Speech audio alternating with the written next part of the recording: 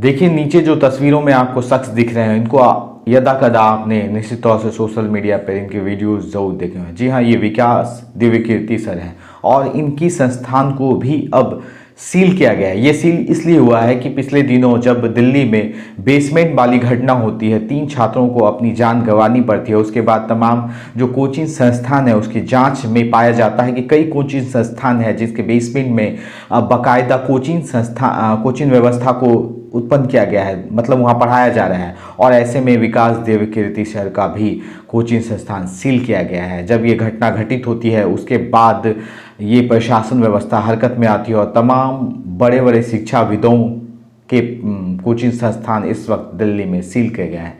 और निश्चित तौर से ये सवाल उत्पन्न होता है कि ऐसे में सरकार कहाँ सोई हुई थी, कैसे ऐसे लोगों को एनओसी दिया गया था, क्योंकि बेसमेंट में सिर्फ आप या तो गोडाउन बना सकते हैं या फिर आप इसका उपयोग कार पार्किंग वगैरह के रूप में कर सकते हैं। फिर ऐसे में सवाल उत्पन्न होता है कि एनओसी क्यों दिया गया था ऐसे लोगों को और किन मानकों व्यवस्थाओं की जांच नहीं की गई थी।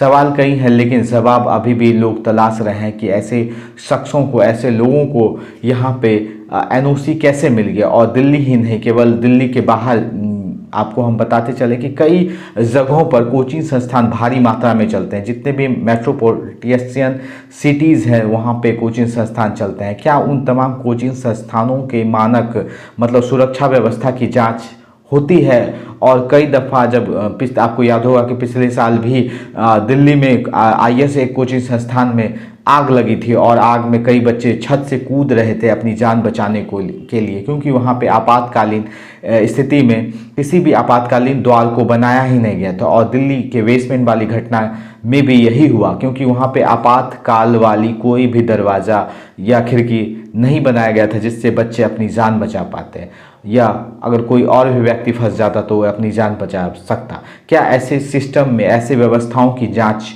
नहीं करनी चाहिए थी दिल्ली प्रशासन को? ये सवाल भी इस वक्त बहुत उत्पन्न हो रहा है और निश्चित तौर से लोग पूछ रहे हैं। अब इस मामले को ही लेकर देख लीजिए कि इस मामले को लेकर जो बाहर सड़क पर एक गाड़ी जा रही थी जिसने वेव लेंथ उत्पन्न किया था पानी में, उसको गिरफ्तारी की गई है। तो कहाँ तक ये जायज़ है? गिरफ्तारी तो उसकी होनी चाहिए थी जिस व्यक्ति ने ऐसे संस्थानों को एनओसी दिया था।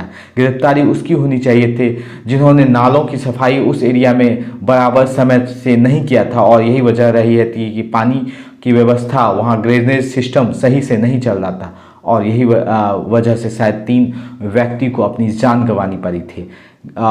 गिरफ्तारी उस व्यक्ति की भी होनी चाहिए जो उस इलाके में अपनी शासन व्यवस्था को देखता है। फिर ऐसे में सवाल होता है कि इतने भारी मात्रा में जब कोचिंग संस्थान दिल्ली में चल रहे थे तो गिरफ्तारी किसकी होनी चाहिए आखिर? ये सवाल बहुत निश्चित तौर से इस वक्त सोशल मीडिया पर लोग पूछ रहे हैं और हम आपसे पूछ रहे हैं कि दिल्ली वाली घटना से सबक लेकर इस वक्त सरकार को क्या तमाम भारत के तमाम क्षेत्रों के जो भारी मात्रा में कोचिंग संस्थान अलग अलग क्षेत्र में चल रहे हैं उनकी जांच नहीं करनी चाहिए? उनके मानक और सुरक्षा व्यवस्थाओं की जांच नहीं करनी चाहिए? निश्चित तौर से करनी चाहिए। और ये सबक है कि आगे ऐसी घटनाएं ना हो और बेसमेंट वाली घटना तो कतई ही ना हो। और निश्चित तौर से तमाम जो लोकल प्रशासन है, लोकल राज्य है, उन तमाम लोगों को इस वक्त ये जाँच करनी चाहिए। खैर इस वीडियो में इतना ही, लेकिन इस तमाम वीडियोस को पाने के लिए फौरन हमें लाइक कर ले, शेयर कर ले, सब्सक्राइब कर ले। यूट्यूब, फेसबुक, इंस्टाग्राम पर हम उपलब्ध हैं तथा हमारे तमाम सोशल मीडिया लिंक्स को अपने दोस्तों, रिश्तेदारों, परिचितों को भी शेयर कीजिए, साझा कीजिए, हमें मजबूत बनाइए। अपना बहुत बहुत ख्याल रखिए,